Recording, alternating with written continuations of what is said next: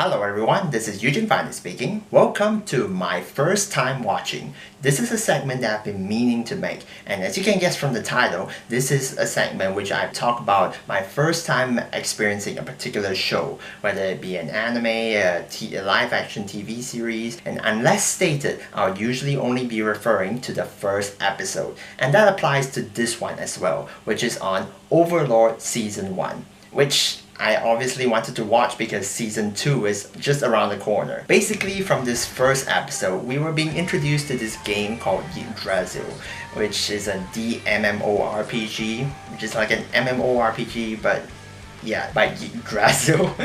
That's pretty much the same name as that castle in Sword Art Online, and when I saw that I'm like, okay, what's with the similarities? And it's kind of funny too when you think about it, because these two anime are having the very similar genre. Visually, this anime does look good, but I can say that for certain on an art style level for now, because the animation, well, there really isn't a lot to go by from this first episode to really showcase the extent of the animation, even though this is being made by Madhouse, and Madhouse has been known to make pretty good animation from time to time. Sometimes they're not so good, but sometimes they can really surprise you. Not to mention, I was kind of surprised with the use of CG for the skeletons in the beginning. I'm like, okay, I don't think I've seen Madhouse use CG that obviously. Not saying that it was bad, and just saying that it kind of stood out. We mainly focus on this character called Momonga, which we don't really know what his name in real life is. We don't even get to see what he looks like in real life. We only get to see his avatar, which is like a skeleton king sort of avatar. And from what's been told in the anime, he's supposedly the leader of his guild, which I can't really remember the name even though I just watched the anime, but I'll leave the name in down here so you guys can know what I'm talking about. What's happened is that this game Yggdrasil is about to get shut down, and many of the guild members have already left the game and all that, and he's like the only one remaining till the very end. And so we cut to when he goes out and he meets all these NPCs actually. Okay, I freaking love the portrayal of the NPCs right there, because they really act like NPCs. They don't talk, they don't do any unnecessary actions if not being commanded on. So it's like, okay, they really got that whole NPC portrayal really spot on, and I like that about it. He gathers these NPCs to a throne room, I guess, and he just wanted to spend the last few moments there until the whole game shuts down.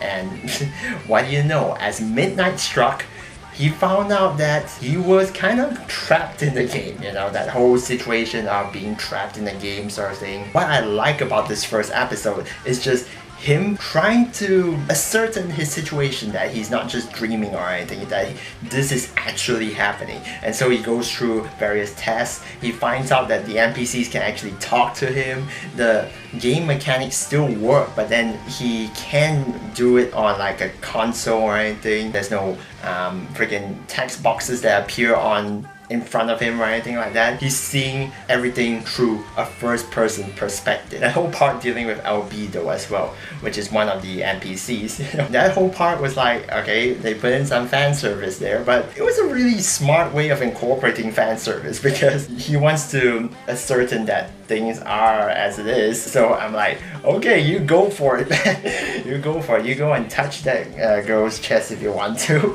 And I like how his voice, when he's thinking, his actual real life voice is so different from his avatar voice. やはり何とかして運営と連絡だよな。テバス、大墳墓を出てナザリックの周辺地理を確認せよ。 Seriously, his real life voice does not fit his character, his avatar at all. You know, it sounds so out of place.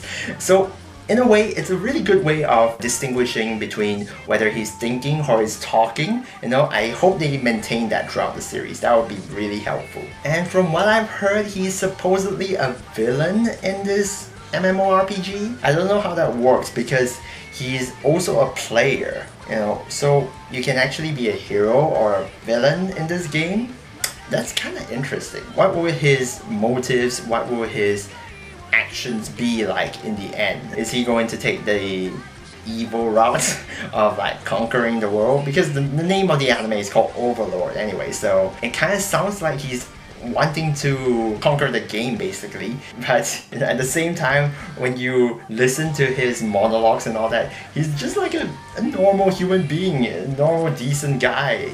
So what's actually going to happen? You know, I'm very confused because his real life personality doesn't really seem to fit with the character that he's playing as, and I like just how he maintains character when he's with the NPCs. He doesn't break character and all that. He just talks to them as if it were normal. I like that, you know, a really cool main character that we got right now, Momonga. Overall, obviously, I pretty enjoyed this first episode. I like that they kind of took the whole focus of the first episode with him coming to terms with his situation. I like that, you know, really reminds me of like Log Horizon.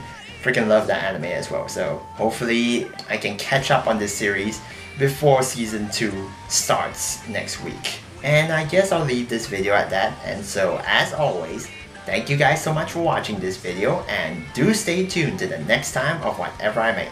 Until next time, bye!